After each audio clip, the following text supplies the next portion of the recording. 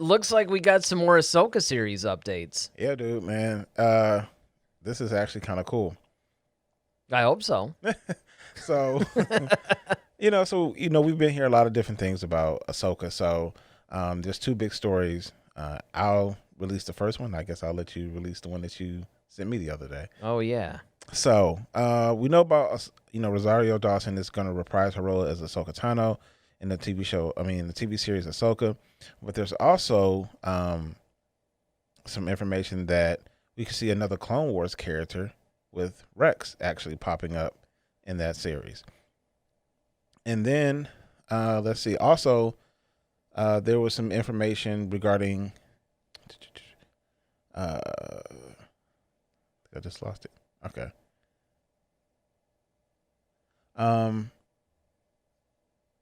Ahsoka Tano is actually could be actually one who actually partially trained not Baby Yoda, Grogu.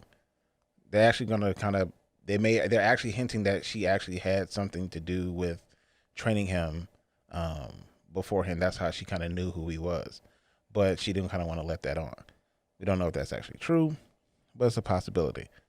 And then she's going to continue her search for Ezra Bridger. And then, what was the last part? Do. I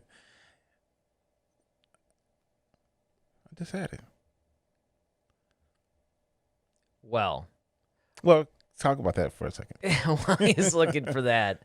I just had it. Yeah, I mean, pretty much the only thing that I was reading. So last night I was just perusing, or maybe it was the night before, but I was perusing through a bunch of the articles like I usually do. Because, something new on Star Wars pops up. It seems like almost every day now. It's crazy. It's like when these prequels were being made back in the 90s, early 2000s. Well, I shouldn't really say that because the world was a little bit different then. But certainly when the whole Disney sequel trilogy was being made, you didn't have as much news as what's being out now. It seems like every day, like I said, there's something new. And it turns out that they have all but confirmed. I mean, Disney hasn't come out and said this yet, but a bunch of sources close said, yes, it's confirmed. I'll get it out in a minute. That, is it Lars Mikkelsen? Yes. He's the one that is signing on the... Mads. Is it? It's Mads Mikkelsen. Mads Mikkelsen. Lars is the one who played Galen Erso. Right. Okay. Yeah. Well, anyway, let's just put it this way. The Mikkelsen that basically voiced Thrawn in Rebels is going to play him in live action, which that is exciting because that's exactly what I wanted to happen. And it turns out, and this is why we can talk about it in this segment. Well, we could talk about it anyway because we could do whatever we want. But where it actually is relevant in this segment is apparently that's going to be in the Ahsoka series. So the cool thing about the Ahsoka series is that it seems like the Ahsoka series could almost be as jammed up as The Mandalorian is. You know, we were always looking at The Mandalorian as kind of being the springboard for all these spin-off series, and certainly I think that's going to continue to be the case. But let's face it, the Ahsoka series looks like some pretty cool, crazy canon stuff is going to be happening in that. Yes, and that's why I'm glad I finally found it. Does that actually segue into your... Yes, it does. This is what pre-show prep will do for you, everybody. Take it away. I actually had it. I just... Whatever, and it flew off my screen. I was like, what the heck is it? All right, so the cool thing about... the Ahsoka series is that it's actually going to be kind of dubbed as the Rebel sequel because they're actually taking a lot of Filoni and Favreau, well, more so Filoni, had stories and scripts for a sequel to Rebels, but since they didn't want to do it, because remember we talked about that, about how like, man, we wish there was like are they going to do a, because there was a talk there was going to be a sequel to Rebels. But that was the early thing, I thought. Yeah, that's what it was. They're saving it. They were saving it the whole time because I guess they were thinking about Ahsoka going live action. And so that's what this is going to be pretty much going to be about, is that it's going to be a Rebel sequel, and they're actually going to use a lot of the original scripts that they were going to use for the animation. Also, where they bring in Sabine. So this is where Sabine's probably going to come in. Well, and even though it would make total sense for Sabine to come in The Mandalorian. I mean, don't get me wrong. I'm glad that Sabine is making her debut more in Ahsoka than jamming up The Mandalorian, even though I contradict myself all the time when I say that, because actually Sabine would fit very well.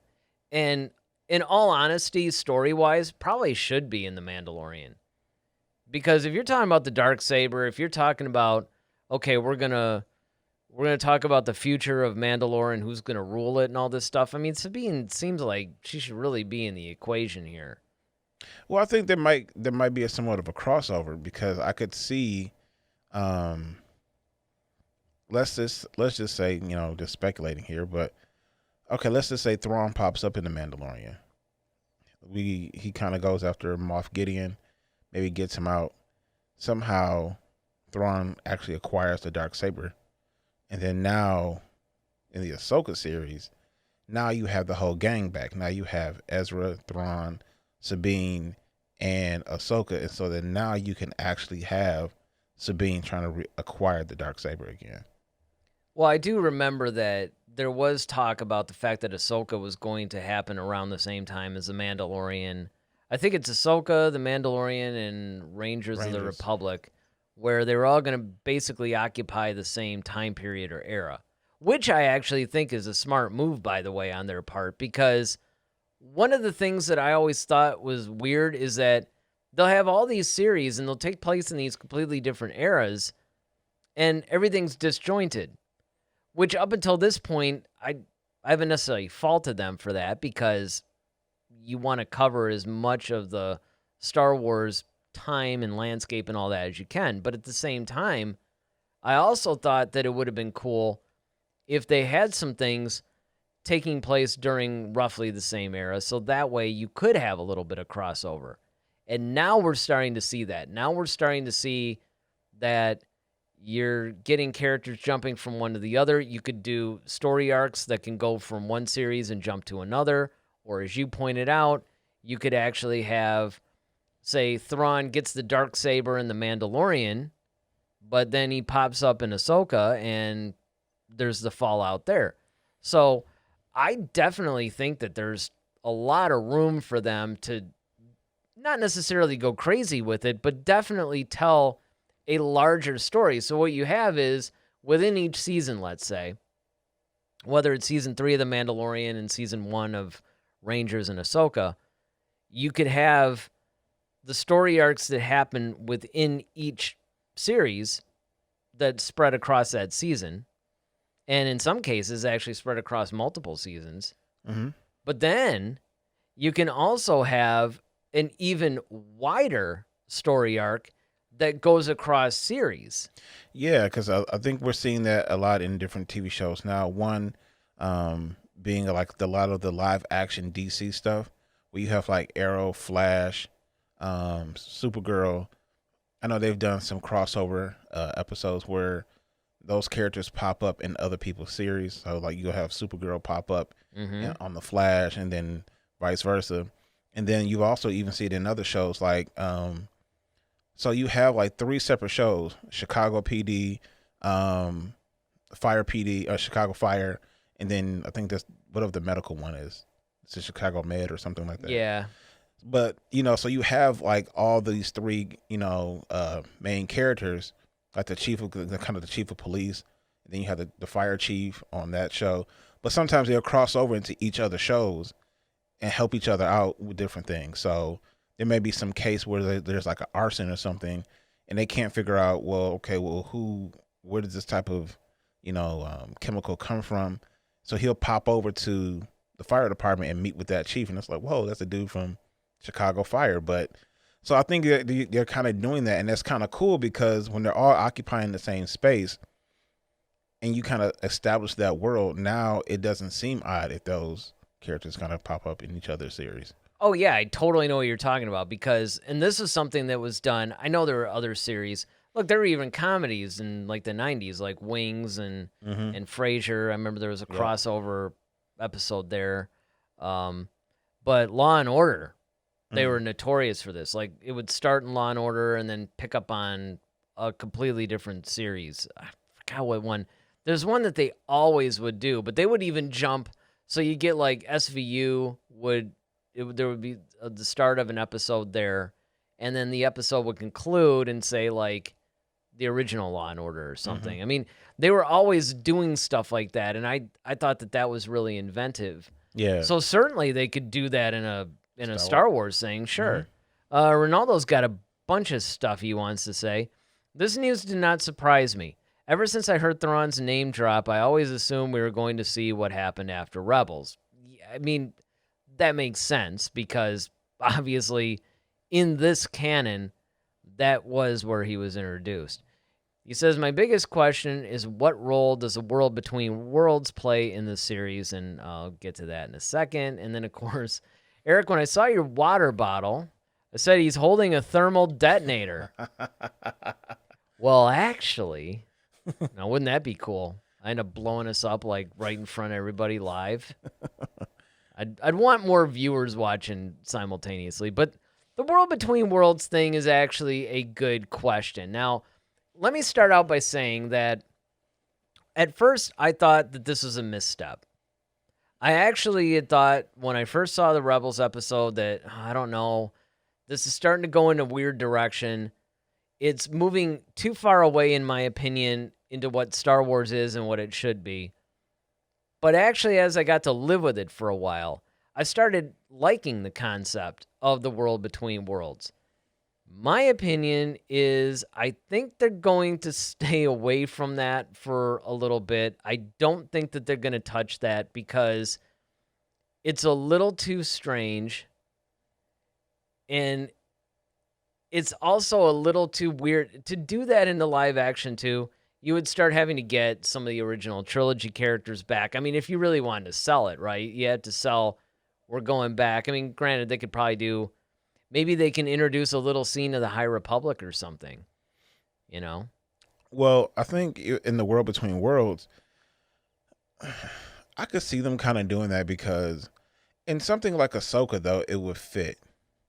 Because one, a lot, I mean, unless you're a fan, I mean, Ahsoka is really geared towards true Star Wars fans anyway. So 9 times out of 10, most of those people know about the World Between Worlds episode anyway.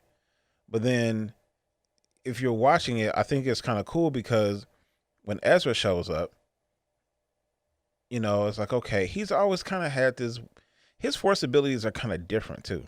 You know, he's one of those characters, if you really pay attention to, he kind of has some different force abilities. Like, okay, the whole talking to animals type thing. Like, we never really seen that before in Star Wars. Sure, we know that it exists, but yeah, that's right. I forgot all about that. But yeah, like he's communicating with the space whales. It's like Aquaman. Yeah, exactly. Yeah, or like Prince Namor or something, like, you know. Yeah, I mean, it's like really weird. Well, and you do bring up a good point though. With the world between worlds could show up in the Ahsoka series. It makes a little bit more sense because then once in that type of spectrum, you can, if they're going to do the whole retcon of the sequel trilogy, you could, that's where you would do it. Well, you have to do it that way. Exactly. And you have no choice. You have to do it that way. And correct me if I'm wrong, but was Ahsoka the one that actually went to the world between? I think she was the only one. Well, see, that's, remember Ezra pulled her into it because it was that battle with Vader. He pulled her out of that battle before she died. Because remember, we were trying to figure out, like, well, how does she even end up on Mandalorian anyway? Because we thought she died in Rebels when she fought Vader. Yeah, I do remember something about that where they actually dealt with it. And I think that was how they dealt with the world between worlds. But that's how, and that's how we got Ahsoka still alive at this time period. Yeah, that's how they explained it in Rebels. Because Ezra pulled her out of that battle before Vader killed her. Right. So then now because of that, you kind of set other things in motion now. You essentially changed the will of the Force at that point. Well, and not only that, but I mean, you could, in a way, they sort of retconned what would have been a future, even though they didn't have to retcon it because they didn't make it, but they seem to be going in one direction with the series and then try to explain it away because no different than the infamous Dallas thing where they killed off Bobby Ewing and then they did a whole series when he had left the show, but then he came back the next season. So they explained the whole thing that it was a dream. That, in fact, I think that was the first series that ever pulled that the whole series was a dream thing. The only other surprising one, I mean, I don't know. I guess you can technically say spoiler alert, but the other surprising one was the season or the series finale of Newhart, which was Bob Newhart's second show, where he played basically like a hotel clerk kind of thing, or a bed and breakfast kind of manager or whatever, and everything, and basically they ended that show by having him essentially have a dream about his first show, and it turned out that the whole series was actually the dream of his character from his first show, the Bob Newhart show, which was hilarious. And that's pretty much what they seemed to be doing a little bit with Ahsoka, was that they're making you think that she was killed off, when in fact they came up with this way of basically having her survive. And certainly that could be the case too. And if you're going to retcon the sequel trilogy, you almost have to do it this way. Yeah. I mean, and then, if you remember the end of Rebels, they kind of went into two different portals. So, Ezra was running. He's like, okay, I got something. I got to go back. And then Ahsoka says, well, I have to, go somewhere else. And so, remember, she went off, and then by the time she finds, she kind of meets back up with Ezra, and Ezra's already gone with Thrawn, but now Ahsoka's more grown up at this point. That's when we get like the more adult looking Ahsoka, when Sabine kind of comes up, and now Sabine is older, a little bit more. She's cut her hair differently, and at the very end, she kind of walks away with Ahsoka. So I'm thinking that, in the Ahsoka series, that's where we're really going to, and Ronaldo, you bring up a really good point. Like, I think that's where we're really going to find a lot of different mechanisms in Star Wars, and how they could kind of retcon some things from the sequel trilogy. I can see how they can, because, Ezra's been gone for a while, so he's going to be an adult at this point. And with his Force abilities, he's also kind of had these, he's always been kind of like a visionary in a way. Almost kind of like, what's his face from Game of Thrones? The cripple boy. I can't think of his name. Oh, yeah. But where he was using like the Raven to kind of see. Well, that's kind of like, I think, where Ezra's kind of Force abilities kind of are lying, where he kind of has this weird, different kind of connection with the Force. And I think he's kind of like this kind of offshoot visionary. So I'm really curious to see what Ahsoka's really going to bring. And especially since that's Filoni's, brainchild. Sure. And hey, Ronaldo's full of good points tonight. He basically says a crossover formula always works, whether it's Marvel, DC, or CSI. Yeah, I forgot about CSI. And it fits with the interconnected structure of Star Wars. That's another good point, is that it fits with the interconnected structure of Star Wars. Finally, somebody brings this up, because a lot of times people will unfairly, I think, criticize anybody that comes up with the idea of starting to do crossovers. We heard it with flashbacks, things like that. Well, this isn't Star Wars. This isn't what Star Wars is about. And I understand the general sentiment of that statement. However, I think that this is a case to where you can grow the boundaries of Star Wars a little bit, where you can go beyond them just slightly, where you're moving them out a little bit. That there's a difference between arguably what Rian Johnson did versus something like this, because as long as you're still staying true within Star Wars and you're operating within the overall parameters, and pretty much that is that this is a fantasy series, that it's basically the way that George Lucas combined his different influences. So it has that sort of fun 1930s and 40s serials, adventure, popcorn movie kind of thing going. And it's told in a very deliberate way, but you can incorporate different things into it without necessarily violating, what Star Wars is about. Now, of course, Ronaldo says, the theory says that the sequels occur in a future where Ahsoka was killed by Vader. while the Mandalorian occurs in a timeline where Ahsoka was rescued by Ezra. And he goes on to say, so it would not be to erase the sequels, it would be more to create two timelines, one in which Ahsoka lives and the other in which he is dead. Now, this is kind of, and this actually would fit within JJ's thing, because this is basically what they did with Star Trek. Mm-hmm. So what ended up happening was at the end of, I don't remember if it was I think it was the second one, Into Darkness, where old Spock basically visits him. Well, he actually visited him, I think, in the first one too, but the second one was the last one. Maybe it was the third. I don't know.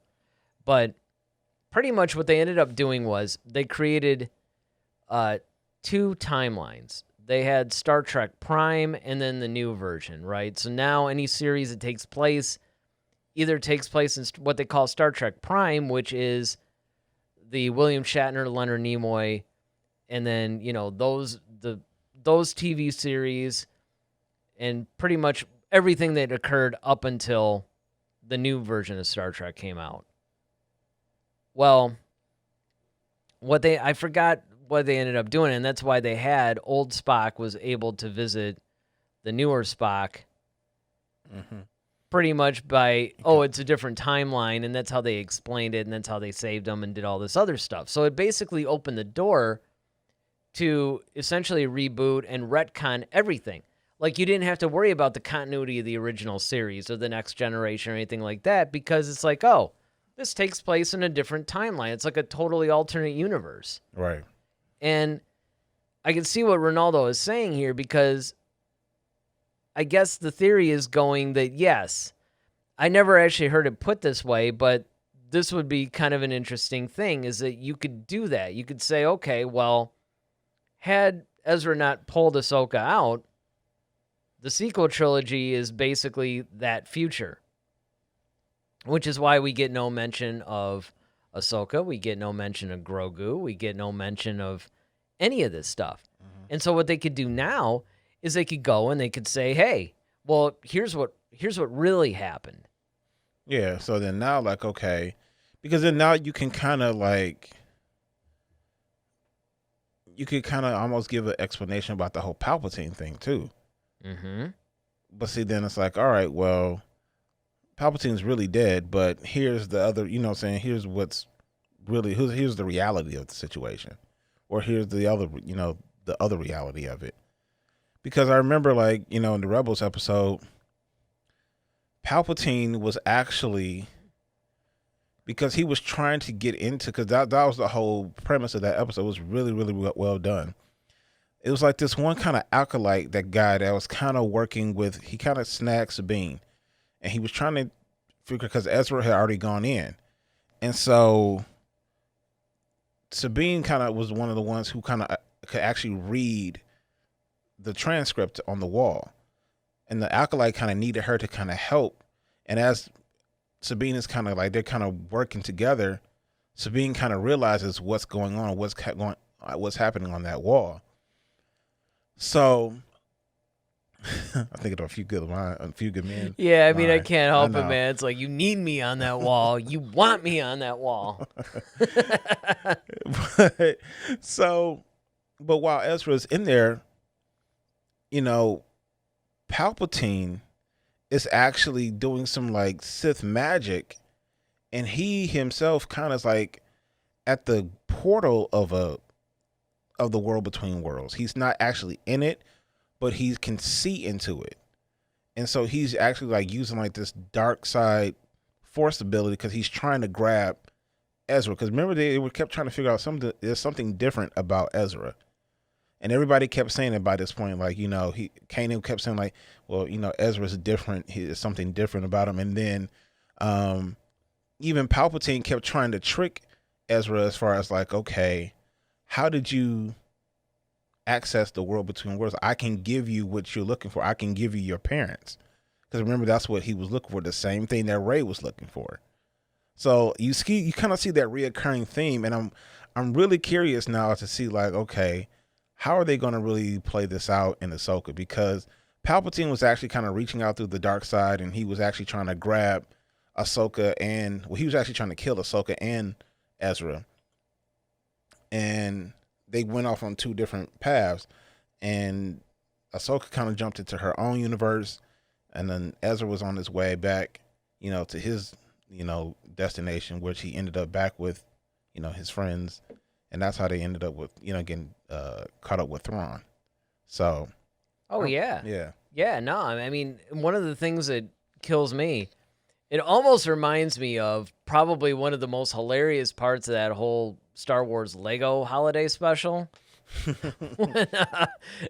Palpatine ends up somehow getting into the future or whatever, and then Kylo Ren pops in. It's like, you know what? I like this guy better. Yeah, exactly. He's you're going to throw me down the shaft? Oh, yeah, okay. it's like, oh, all right. That was just genius writing, in my opinion. But it's kind of like that, though. Yeah. You could start to play a little bit with the future. You can alter the stuff and have it be completely within canon. Now, granted, there's going to be some more old school Star Wars fans that are going to be like, no, this is stupid.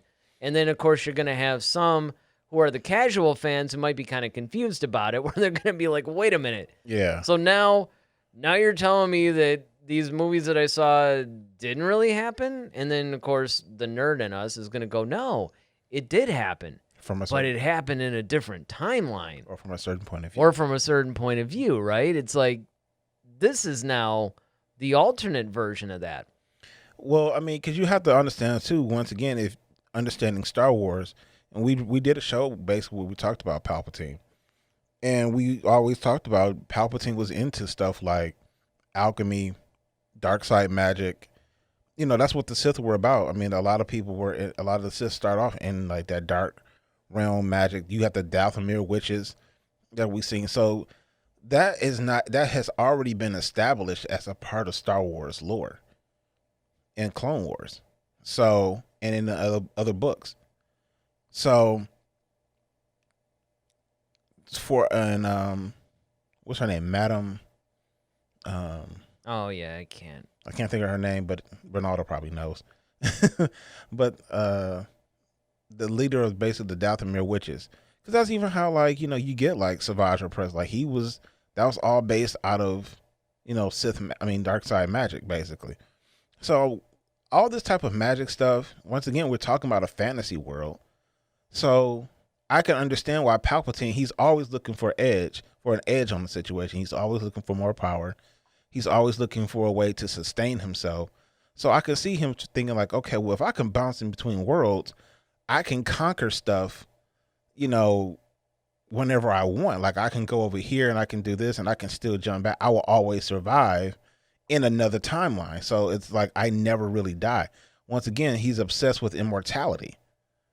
You guys always have to think about it. That's Palpatine's thing. He never wanted to die. He always wanted to be immortal. So that's why he's always constantly trying to figure out ways to live on in some capacity. And once again, the world between worlds is a great way to do that. And even Yoda even said, the future is always in motion. Well, if I can control the future, then I have the ultimate power, because I'm literally controlling destiny itself, which is me having true mastery of the Force, because the Force dictates your destiny. Okay, but let's be real. Do you think, though, after all that crap that you just said, I mean, don't get me wrong. I get it. It's all true. I'm not actually dogging it out, and you'll understand why I put it that way when I ask this question. Mm-hmm. But I think a lot of this, not necessarily the world between worlds, but I think a lot of this is us just going like, look, the sequel trilogy is not what we really had hoped it would be or what we wanted it to be. And here's a nifty little way of making everything work. And this kind of goes into what Ronaldo's saying and continues to. We'll get to the chat in a second. But, everybody is going, well, now we got alternate timelines and we're going to bring in the world between worlds, which is basically in one episode. By the way, Mother Talzin was the leader of the Dathomir witches. Ronaldo just pointed that out. Thank you. But I think that a lot of this is a reaction to that, and it's the way that at least certain members now of Disney and Lucasfilm are trying to right the ship Mm-hmm. and bring fans back on board, and they're trying to do essentially damage control, Yeah. which I think is, in a way, I think it's kind of dangerous, but I get it. And I think a lot of times it's hard not to become a Star Wars apologist, as they say, when we're trying to go, no, but it's this timeline. I mean, let's get to this. So Ronaldo's like, in the timeline of the aftermath, Grogu is captured by the Empire because Ahsoka was not there to guide him to Tython, and the First Order was born. And then while in The Mandalorian, she did lead him to Tython, Grogu was not captured, and the First Order was never formed. Although, slow down, because supposedly, in The Mandalorian, this is something that was promised in Season 1, and we have no reason to believe that this isn't going to happen. They said that eventually we're going to learn how the First Order was born. We're going to learn how the Empire converted the First Order. So, this, maybe not quite. And then he says, not aftermath, he means a sequels timeline, which of course makes sense. But then he says, I like this theory, but I don't think it will happen. And that's ultimately, I think it's difficult to say. Difficult to see the future. Well, it's one of those things where if you look at this from, it's cliche, but if you do look at this from a certain point of view, you could almost say this looks like it was planned from the very beginning, because a lot of this crap is adding up where you're like, well, wait a minute, way back when they were creating the world between worlds, and, maybe this isn't Disney's lack of planning. In fact, this could be the biggest screw you to all the fans like me or you, where it's like, oh, you didn't think we planned all this? You think that this was all by accident? Well, watch this. Now, granted, I would still say, well, okay, even if you plan this whole overarching storyline, which would be just monumentally coincidental. Mm-hmm. But let's just give the sake of argument. Let's just say, okay, they really did plan all this, which we know they didn't, but let's just say they did. Okay, within the sequel trilogy itself, between 7 and 8 and 8 and 9, they didn't plan that very well. Even if the whole thing was a plan, you could say that they didn't. They just didn't plan it well. But the thing is that it is interesting how this stuff fits. And I always thought, and this is a credit to George Lucas too, because a lot of people are like, you Star Wars fans, how can you explain all this stuff? It's because, unlike in science fiction, when you're dealing with the realm of fantasy is all about being non-specific, really. Mm-hmm. So you could start to interpret events, and you can start to do all this stuff, and there's wiggle room in fantasy where there isn't much in science fiction, because so much has to be explained, and so much is expository writing. Yeah, it's show and prove in science fiction. Right, and the whole idea is, because it's science fiction, it's got to be based in some sort of science or whatever. And the same thing goes with a lot of times the plot lines. Again, I mean, it doesn't really have to be, but it often is in science fiction, where everything is more or less defined. And sci-fi fans tend to be a little bit less forgiving about inconsistencies. It's kind of like, well, why is this like this when it shouldn't be? And, you said this in the last episode, but now it's this or whatever. It's like, in fantasy, though, you don't really get that. And this is where George Lucas was just brilliant in the way that he teed everything up, is because you can, even though some of these movies and TV shows and stuff are being made in a lot of cases decades later, you can alter the meaning a little bit of a particular scene, say in the original trilogy, that at that time might have meant one thing, but now can mean something else, and it'll look like it was planned that way from the beginning.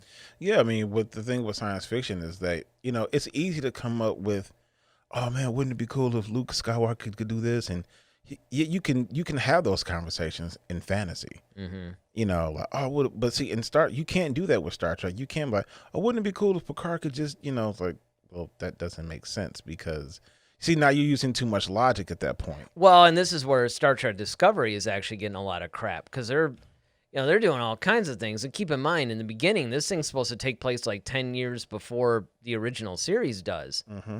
And you're like, whoa, you got this like weird spore drive that can, anybody that's seen Star Trek Discovery is kind of like, okay, how are they explaining all this? And now the original listen to me, the original series, people don't have all this. They were clever in the way that they explained it away, but at the same time, it's less wiggle room. You have to try harder, and you have to be more of an apologist of the series, in my opinion. Whereas in something like this, you don't really have to. And not to mention the fact that it's broad strokes. Mm-hmm. It's not so much finely detailed. And I think that you can get away from that. So I personally think that the Ahsoka series is going to be really exciting. And it could, it pains me to say this, but it could actually eclipse The Mandalorian. I was literally, when I say when you took the words exactly out of my mouth, dude, like I was just about to say that. Like, I think it can, because you're dealing with too much weight on that side, whereas The Mandalorian, it's kind of open territory, but when you're dealing with Ahsoka, now you're dealing with more concrete people that have backstory that we already know. Yeah, well, another argument that you can make on that too is the fact that, The Mandalorian is more of a new show, new characters. It's incorporating some of the familiar characters, but more or less into a new timeline, establishing a new main lead character. Whereas you flip over to the Ahsoka series, like you said, now you're bringing in a bunch of people from Rebels. You've got, the Clone Wars.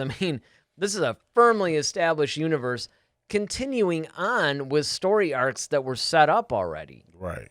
So, in essence, it's more of a sequel to something than a brand new show. So, I think it could. Before moving on, let's take this last one here from Ronaldo. He says, I think an argument can be made to say that in the timeline where Ahsoka is alive, the First Order is a different version with a different origin. Well, sure. It could be fair to say because it's relatively undefined. They haven't come up with how the Empire transitioned into the First Order yet. Keep in mind with The Mandalorian, we're basically 6 years into the fall of the Empire. This isn't taking place just a couple of weeks after the Death Star blew up, the second one I'm talking about. This is taking place like 6 years afterwards, and we're still not really sure how many weeks or years or whatever the Mandalorian seasons are taking place. Considering the first season only had like 25-minute episodes or something, I would probably say that, that might have been a 2 or 3 week time period. But even if it was, we don't really know how long in between the seasons is going to be. And we don't know how long season 3 in totality took, or Right. 2 rather. And we don't know going into season 3 how much time is going to pass. So Yeah, because we see, season 1, Grief Karga's got just a black mustache. Season 2, he's sporting a whole goatee that's gray. yeah, He it looks older already. Yeah, it's just one of those things that we just don't really know, what's happening. So, until they actually come out with something that lets us know, because it's amazing that the Empire is still around, even though it's just remnants at this point, it's still around, Mm-hmm. which means that it's not going to transition to the First Order for a while. So, even though, Ronaldo, you make a fair point, it's equally fair to say that, look, we don't know. Anything's possible, I guess. All right, so whatever you guys are thinking about the Ahsoka series, what do you think about Thrawn being cast as a guy who did the voice of Thrawn in Rebels? What do you think of the direction and a lot of the other stuff that we talked about? Put it in the comment section. Let's start a discussion. Head to Head, a Star Wars podcast. Be sure to follow us on Twitter @HeadToHeadSW. Submit your questions for our next show. Visit our official website at headtoheadswpodcast.com. Until next time, may the Force be with you, always.